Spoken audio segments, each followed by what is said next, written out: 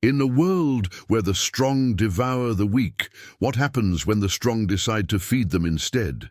The pack had plenty, the rivers ran thick with prey, the hills echoed with victory.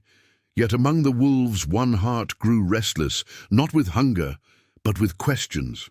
Why do we eat till our bellies burst while others starve in our shadows? Because that is the law of teeth and claw. The forest doesn't feed those who can't fight.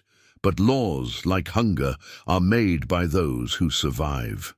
Will you break your own nature for pity? Mercy doesn't fill bellies. Maybe hunger isn't the only thing that needs feeding. And for the first time, the strong fed the weak, and the wild did not know how to react. What if kindness spreads faster than fear? Then balance dies. The weak must stay weak, else chaos reigns.